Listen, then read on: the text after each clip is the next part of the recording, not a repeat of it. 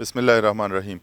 زما وروڼو د الیکشن کمپین چې کوم دی نن د شپې 12 بجې بندیږي، چې کومو خلکو ته مونږ نه یو رسېدلي نو هغوی ته ګزارش کوو چې دا تحصیل ډېر زیات لوی تحصیل و. مونږ ډېر کوشش کړی دی، د ورځې 15-16 میټینګونه زموږ شوي دي.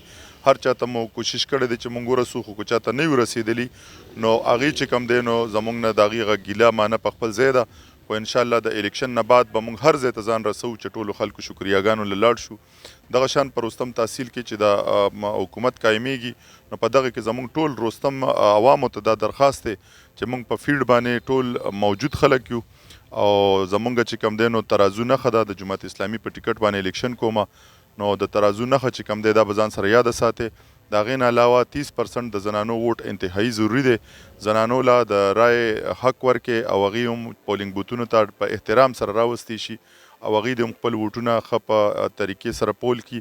د هغې نه علاوه ټولو عوامو ته زموږ دا درخواست دی چې د جنګ جګړې نه د اجتناب وکړي او سیاست او الیکشن به په خپل ځای کېږي. زموږ 19 دسمبر باندې به الیکشن وشي، بیا به هم د یو بل سره هغه روري هغه تعلقي او یو بل سره به مونږ تعلق ساتو. نو د دې وجې خپل تعلقونه مه خرابوئ، جنګ جګړې به هرګز نه کوئ.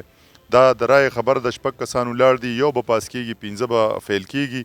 نو هغه یو چې کم هم پاس شي نو مونږ به ورسره مرسته کوو ټول. او که مثلا مونږ پاس شو نو دا نور 15 زموږ وروڼه دي، د هغې به خامخا احترام کېږي، به مونږ سره مرسته کوي. او که هغوی پاس شي نو مونږ به ورسره مرسته کوو. انشاءالله د رستم د تعمیر و ترقۍ دپاره به کردار ادا کوو. نو ټولو ته زموږ دا درخواست دی چې جنګ جګړې نه اجتناب وکړي او جنګ جګړې دې نه کوي. جزاک الله، ډېره مهرباني.